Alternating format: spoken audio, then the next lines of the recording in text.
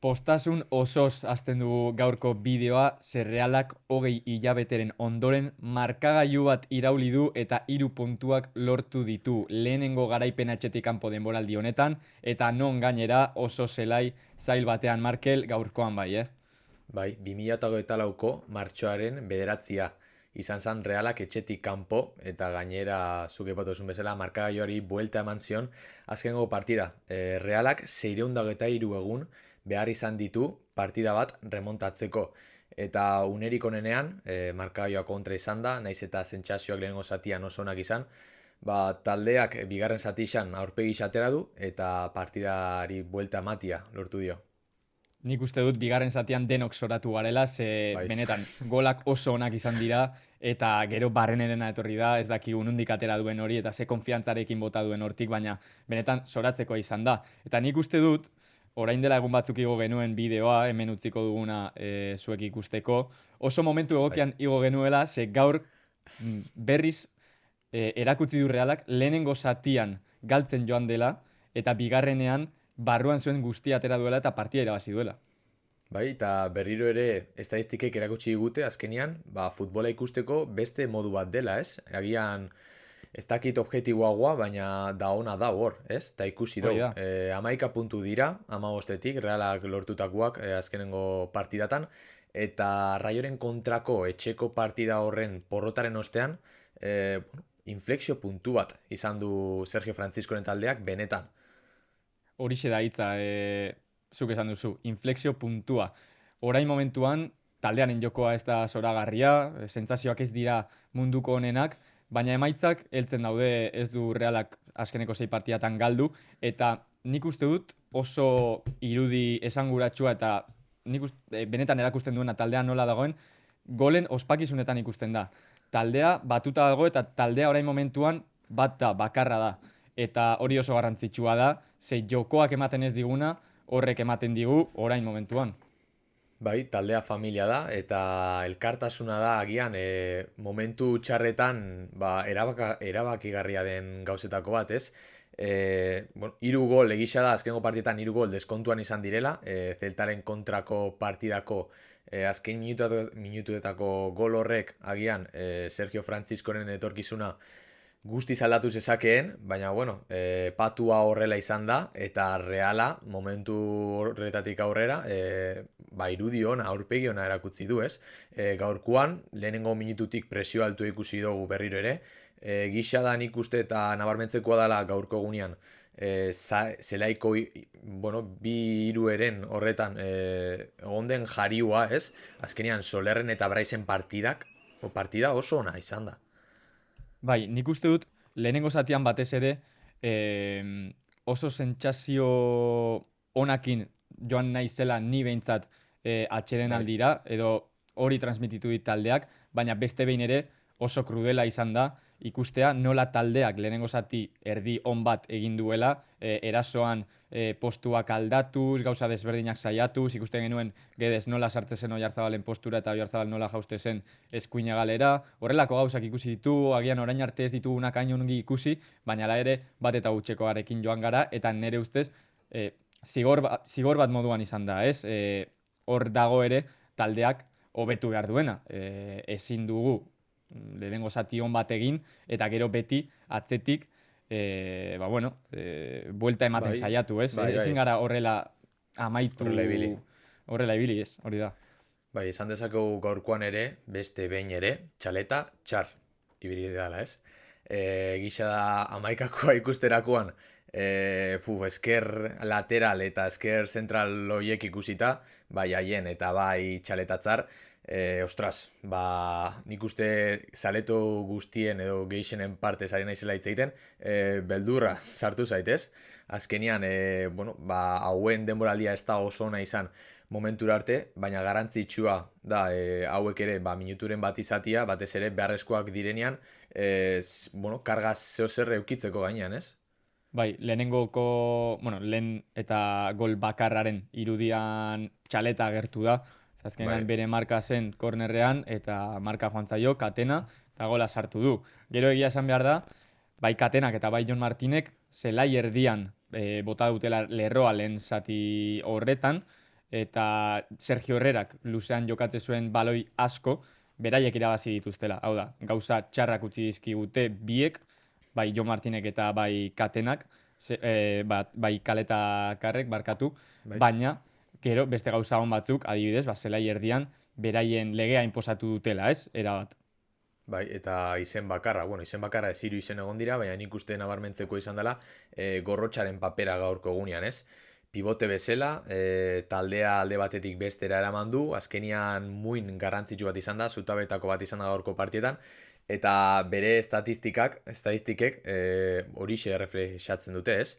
Asistentzia bat, 187ko pasasmatzia, gero, ki pase bat, eta nik uste hau golan pase izan dela, osea, azkenean, zuk uste zu hori asistentzia bezala konta dezakegula, Barreneren golian. Berak, uste dut pareta izan dela gainera Barrenerekin hor Pareta zelai izan da, bai. erdian, Barrenek baloia berreskuratu du, pareta egin Gorrotxarekin, eta gero Barreneri irten zaio hortik jaurtitzea, eta, bueno, esan dezakegu asistentzia behintzat Gorrotxarena dela. Bai, horretaz gain, zazpi lehia irabazi ditu lurretik, bederatzitik, eta sei baloi berreskuratu, sei despejekin batera. Hau da, nik uste jokalari oso osua dala, alde guztietan, ez? Bai erasuan, bai defentsan, bai pasietan, eta zer garrantzitsua da, eta nik uste aurten ari gerala ikusten, bankillotik sartzen diren jokalariak ere, zoze gehitzia, ez? Gaur ikusi Kubo ondo ibili dala, Barren ere, momentu gozo bat bizitzen ari da, eta, benetan hau zoragarria da, ez? Bai, Gorrotxarekin amaitzeko, nabarmendu Bai. behar da ere, asko hasi dela jokalaria, eh? Ze, Bai. lehenengo jardunaldekien alderatuz, orain ikusten dugu benetan konfiantza irabazten ari dela, benetan barruan daukan futbol guztia ateratzen ari dela, eta benetan nabarmentzekoa da, zenolako jokalaria bihurtu den eta bihurtuko den, zen ikuste dut hobetzeko margina ere oraindik izugarria duela, eta lixik esate zuen, ez? Es un jugador muy pesado, eta gaur ere, Bai. horixe erakutsi du. Hau da, edonon agertze zen, bai baloiarekin, bai baloi gabe, baina beti daki non egon eta hori oso garrantzitsua da. Eta gero Nacho Monrealek justo partidako komentarista batek aipatu lehen, aipatu dala Realian jokatzeko oso garrantzitsua dela sukaldatuta egotia, eta etapa hori pasa behar dela, ez? Nik uste Gorrotxari hori gertatu zaiola, eta guztiz ados nago Nacho Monrealekin azkenian lehenengo 10 partida hauek benetan tanteo bezala izan ditu, gonkortzeko taldian, eta nik uste hemendik aurrera Gorrotxaren bersiorik onena, eta, bueno, nik uste helduena ikusiko dugula. Bai, goruntz joango da, seguruenez. Eta gero zuk aipatu duzuna, orain arte azkeneko urtetan, nik uste dut Realari pasatzen zitzaion gauza bat zela, aldaketek ez dutela benetan asko markatzen, ez? Hau da, partida aldaten, ez zuten eraginik izaten apenas, eta orain ikusten haren gara, agian partida hasieran eserita dauden jokalari horiek, bai aportatzen dutela zerbait, gaur Barrenek adibidez, badakigu Barren ese momentutan dagoen, eta konfiantzarik ez balu izango, ez zuela hortik jaurtiko, ez? Baina horrelako jokalariak, Barrenek, Kubo, ikusiko dugu nola gestionatzen duen Kubok edo Sergio Kobe esan Gedesen eta Kuboren postua, ze hor gaur ikusi dugu Gedesek ere beste gol bat sartu duela, eta oso momentu honean dagoela, ez? Orduan, nik uste dut Realak orain momentuan arazoak izan ditzakeela jokalari guztiak 11koan sartzeko, baina albiste ona da, ze horrek esan nahi du, ondo daudela. Bai, eta azkenengo minututan ikusi egun Real hori, ere, txip aldaketa hori ere erakutsi digute, ez? Azkenian bat eta 3ko markagailua izan da, presioa, areagotu egin da, bigarrengo lehenengo minututan baino. Gero ikusi dugu ere, Osasunaren jokalari gehienak berotu indiala, ez da normala da, azkenian txartel gorrixe ikusita gero, azkenian galtze hori ere ikusi da, baina ala eta guztiz ere, Barrene ondo ibili da, Oiartzabal kapitain bezala ere lasaitzen ibili da, eta azkenean heldutasun hori, aurreko denboralditan ikusi dugun heldutasun hori ari gera ikusten, ez? Azkengo minutuetan erabakigarriak dira, azkenean aukerak aprobetxatzia, eta batez ere errurik ez ematia, ez? Edo aurkariari ez zeustia markagai hori buelta ematen.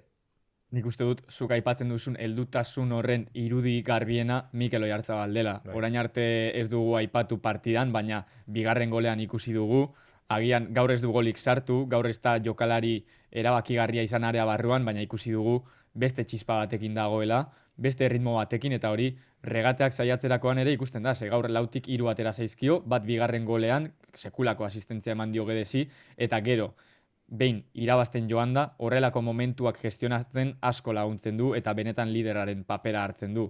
Orduan nik uste dut Oyarzabal bezalako jokalariak aipatu behar direla, ez? Eta beste izen bat aipatzeko ere, nabarmentzeko gaurko egunean, Brais Mendez, denboraldi hasieran kritikatzen genuena eta nik uste dut arrazoiarekin, eta Bai. gaur eta azkeneko egunetan paso bat eman duen aurrera. Eta beharrezkoa zan, Braisen aurre pauso hori ematia, ez? Ikusten dugu Solerrekin batera beharrezkoa dugun beste jokalari bat dela.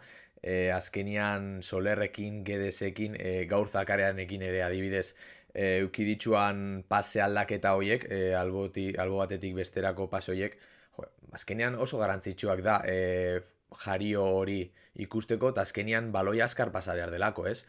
Eta nik uste gehien bat hori gaur ikusi dugu, azkenean pase askarrak alde batetik bestera, trantsizio askarrak baloia euki, baina jakin izaten, ez? Eta nik uste hori izan dela gaurko gakuetako bat.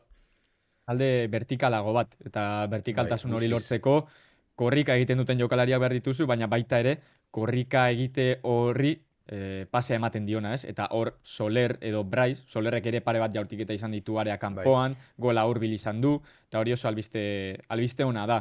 Albiste honena, nik uste dut gaur 3 puntuak lortzea etxetik kanpo, horren beste denbora pasata gero, eta kontuan izan da, hurrengo jardunaldian, Villarreal jasoko dugula etxean, ez dela aurkari erraza izango. Eta batez ere, bi amets gaiztoei aurre egin diola Realak. Aipatu dugun markagailu horreri kontra egitea eta etxetik kanpo irabaztea. Ligako lehenengo garaipena etxetik kanpo, hortaz gaurkoan esan dezakegu txaletatzaren kontua kenduta albiste guztiak onak direla, eta benetan Villarrealen kontrako partida hori, aurkari oso gogorra, dinamika honekin jarraitzia, eta batez ere, esan dezakegu gaurkoan, Europatik gertuago dagoela Reala, jaitsiera postutik baino, ez? 2 puntuetara dago momentu honetan Reala, Europako postuatik, eta ez dakit noiztik ez dugun hau esan. Eskerrak hori esan dezakegun gaurkoan, oraindik ez dute guztiek jokatu, baina, bueno, ikusiko dugu ze postutan amaitzen dugun jardunaldia, eta nola heltzen garen urrengora, ze jokalari berreskuratzen ditugun lesionatuta daudenetatik ere, hori garrantzitsua izango da, baina, bueno, komentatuko dugu urrengo partidak zer ekarriko digun. Hori da, pozik jungo gera gaurkoan. Dudaria gabe.